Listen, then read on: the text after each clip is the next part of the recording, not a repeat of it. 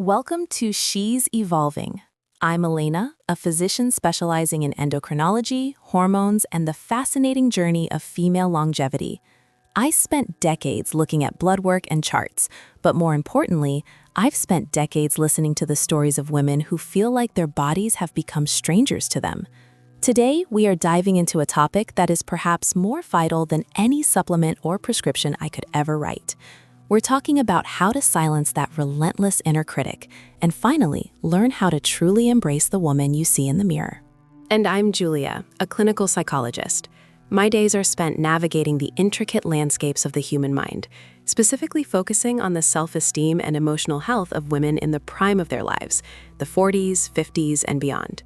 If you've ever looked at your reflection and thought, who is this person? Where did the old me go? Or if you find yourself being your own harshest judge, then this episode is crafted specifically for your heart. We aren't just talking about liking yourself. We're talking about the radical act of self-compassion during a time of immense transition. It's a heavy topic, isn't it, Julia? But so necessary. Before we dive deep, I want to invite everyone listening to take a second to breathe. If you enjoy these conversations, please follow the She's Evolving podcast on your favorite platform and share this episode with a friend. We're building a community of women who are done with hiding and ready to start evolving together. Exactly. This isn't just a monologue, it's a sisterhood. So grab your tea, take a walk, or settle into your favorite chair. Let's talk about that voice in your head. You know, Julia, as we were preparing for this, I was thinking about a moment I had a few years ago. I was about 49, right in the thick of perimenopause. I was at a beach house with some friends. For years, I was the fit doctor. I took pride in my discipline. But that morning, I put on a swimsuit I'd owned for 5 years, and it didn't fit the same. My skin felt different, my middle was different. I remember standing in that bathroom looking at my reflection, and the things I said to myself were things I would never, ever say to a patient. I felt betrayed by my own biology. That word betrayal is so powerful, Elena. I hear it so often in my practice. It's like the body we've known for 4 decades suddenly decides to rewrite the rules without asking us. For me, it wasn't just the physical change, it was the psychological weight of what those changes represented. I remember being 51 and realizing I was experiencing brain fog. I'd be in the middle of a session and a word, a simple, common word, would just vanish. My inner critic screamed, "You're losing it. You're becoming irrelevant. You're old." It's that invisibility cloak feeling, right? We start to feel like the world is looking past us. I think it helps to understand the why behind some of this from a physiological perspective. When we hit our 40s and 50s, our estrogen levels start to fluctuate wildly before eventually dropping. Estrogen isn't just about reproduction, it's a master regulator of our mood, our energy, and how our brain processes stress. When estrogen dips, our buffer against the world thins out. We become more sensitive to stress, and our amygdala, the fear center of the brain, can become a bit more reactive. That makes so much sense. So physically, we are primed to be more on edge, which then fuels those negative thought loops. It's a perfect storm. You have the hormonal shift making you more vulnerable, and then you have a society that tells women their value is tied to youth and a specific body type. And the metabolism. Let's talk about that because it's a huge trigger for self-criticism. Women come into my office crying because they are doing the same things they did at 30, the same workouts, the same diet, but their body is responding differently. They feel like they failed. But the reality is, their insulin sensitivity is changing, their muscle mass is naturally decreasing if not intentionally maintained, and their cortisol, the stress hormone, is often through the roof because they are juggling aging parents, teenage kids, and demanding careers. And from a psychological standpoint, we call this the perfectionist trap. We've spent our lives being rewarded for being good, for doing it all, and for looking the part. When our bodies stop conforming to those old standards, we experience a crisis of identity. We aren't just mad about a few extra pounds or a new wrinkle, we are grieving the loss of the woman we thought we had to be worthy. So how do we shift that? How do we go from my body is failing me to my body is changing and I am here for it? It starts with the pause. When you hear that voice say, "You look tired," or "Your arms are too soft," you have to recognize that voice isn't you. It's a collection of old stories and societal pressures. I always tell my clients to give that critic a name. Call her Gladys or the judge. When she starts talking, you say, "Thanks for your input, Gladys, but I'm practicing something different today." I love that. It creates distance. On the medical side, I encourage women to look at their bodies as a high-performance vehicle that just needs a different grade of fuel now. You wouldn't put regular gas in a vintage Porsche and expect it to run like a 2024 Tesla. We need more protein, more strength training, better sleep hygiene, and much more grace. It's not about fixing a broken body. It's about nourishing a changing one. And speaking of grace, we need to address the myths that fuel the fire of self-criticism. One of the biggest ones I hear is, it's all downhill from here. Women feel like 50 is an expiration date. Oh, absolutely. I hear that every day. Elena, is my libido gone forever? Am I just going to be dry and tired for the rest of my life? The answer is a resounding no, but it requires a shift in how we view pleasure and energy. Our libido doesn't just disappear. It often becomes more responsive rather than spontaneous. We need more context, more connection, and sometimes, yes, some hormonal support to get things back in balance. It's about relearning ourselves. I often ask women, if your best friend came to you with the same body, the same gray hairs, the same fears, what would you say to her? You tell her she's beautiful, that she's wise, that she's a survivor. Why is it so hard to say that to ourselves? Because we've been conditioned to think self-criticism is the same as motivation. We think if we stop being hard on ourselves, we'll just let ourselves go. But the irony is, the more we criticize ourselves, the more cortisol we produce, which actually makes it harder to lose weight, harder to sleep, and harder to feel happy. Exactly. Self-compassion is actually the most effective biohack there is. When you soothe your nervous system by being kind to yourself, your body functions better.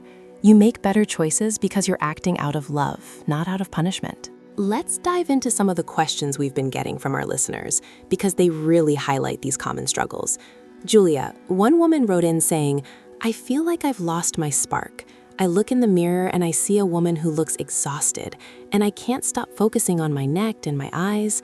How do I stop the obsession with these physical signs of aging?" That's such a poignant question. The obsession is often a distraction from a deeper fear of mortality or loss of relevance. My advice is to practice neutral observation. Instead of looking in the mirror and saying, "My neck looks old," try saying, "This is my neck. It has carried my head for 50 years. It has allowed me to turn and see the people I love." Shift from an aesthetic judgment to a functional appreciation. It sounds simple, but it rewires the brain. I do something similar with my patients regarding their health markers. Instead of obsessing over the number on the scale, which can be so cruel, we look at non-scale victories. How is your energy? How is your grip strength? Can you carry your groceries with ease? When we focus on what our bodies can do, the critic loses its power because it has no data to argue with. Another question we got was about social media. I follow all these fitness influencers who are 50 and have six-packs, and I feel like a failure because I don't look like that. Oh boy. As a doctor, I have to say, comparison is the thief of joy, but it's also scientifically unfair.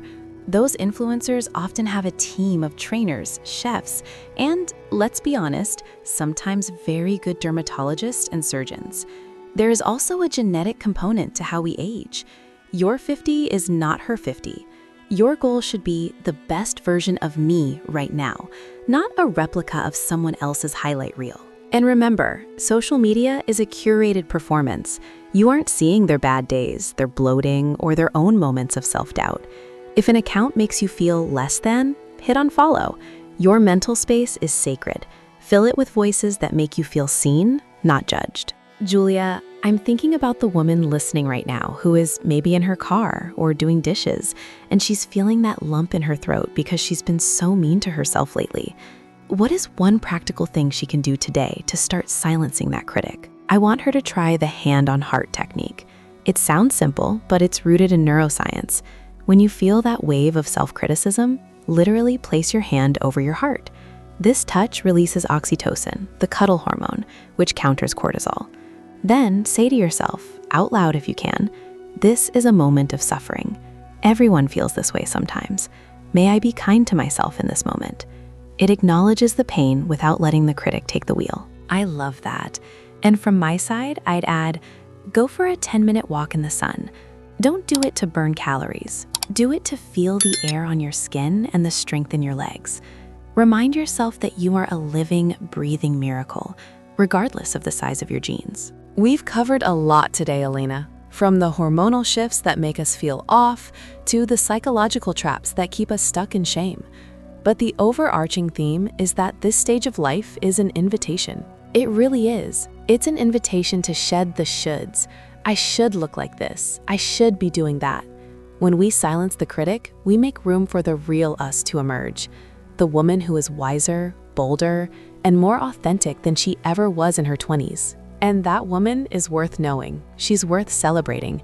If you're struggling to see her right now, that's okay. We are here to hold that mirror for you until you can see her for yourself. As we wrap up today's conversation, I want to leave you with a thought. Your body has been your home since the day you were born. It has navigated every heartbreak, every joy, every challenge you've ever faced. It deserves your protection, not your prosecution. You are evolving, and evolution isn't always pretty or comfortable, but it is always movement towards something new. Thank you for letting us be a part of your journey today. If this episode resonated with you, please share it. Send it to that friend who is always too hard on herself. Let's start a revolution of self-kindness. We'll be back next week with more honest conversations about health, hormones, and the beauty of growing older and wiser. Until then, take a deep breath, look in the mirror, and try to find one thing, just one, that you can thank your body for today. You're doing better than you think you are. We're in this with you. See you next time on She's Evolving. Let's tackle that head on. One of the biggest myths I hear in my office is the idea that I should be able to control how my body ages if I just try hard enough. Women come in feeling like they failed a test because their metabolism has slowed down despite doing everything right. Julia, how does that manifest psychologically? It manifests as a deep sense of shame, Elena. Shame is the ultimate silencer of joy. When a woman believes she is the exception to the rule of aging, meaning she thinks everyone else is doing it gracefully while she's struggling, she isolates herself. We see this a lot with the myth of the ageless woman. We see celebrities or influencers who seem to stay frozen in time, and we use that as a stick to beat ourselves with. But the reality is that perfection is a moving target that no one actually hits. The first step to silencing that critic is realizing that the critic is using a fake map. A fake map. I love that analogy. It's like trying to navigate a new city with a map of a place that doesn't exist. Another myth I encounter frequently, and this one is quite sensitive, is the idea that my libido is gone because I'm no longer attractive. This is a double-edged sword of self-criticism. They criticize their appearance, which kills their confidence, which then impacts their intimacy. Then they criticize themselves for the lack of desire. It's a cycle. It really is. And the truth we have to share is that desire in our 50s isn't gone. It's just evolving. It requires a different kind of nourishment. It requires feeling safe and seen in your own skin. You can't feel sexy or even sensual if you are constantly narrating a list of your physical flaws in your head. I often ask my clients, if you spoke to your best friend the way you speak to your own reflection, would she still be your friend? The answer is almost always a horrified no. That's such a powerful reality check. We are often our own worst enemies. We've had a question from a listener named Sarah, who is 48. She asks, how do I stop the voice that tells me it's too late to start something new? Every time I think about changing careers or even starting a new hobby, this voice says I'm too old and I should just focus on not falling apart. Oh, Sarah, thank you for being so honest. That voice is what I call the protector turned persecutor. That inner critic thinks it's protecting you from disappointment or embarrassment. It thinks that if it keeps you small and quiet, you won't get hurt. To silence it, you have to acknowledge it first. You can actually say to that voice, I hear you trying to keep me safe, but you're actually holding me back. Self-embrace means giving yourself permission to be a beginner again, even at 50, 55, or 60. There is a profound beauty in being a mature beginner. And from a health perspective, Sarah, trying something new is the best thing you can do for your brain health. We talk about neuroplasticity, the brain's ability to form new connections. When you challenge that it's too late narrative, you are literally keeping your brain young. Self-criticism is stagnant. Self-embrace is growth. It's the difference between a pond and a river. That leads us to another frequent question. Is self-compassion just a fancy word for being lazy? Some women fear that if they stop being hard on themselves, they'll just stop caring altogether.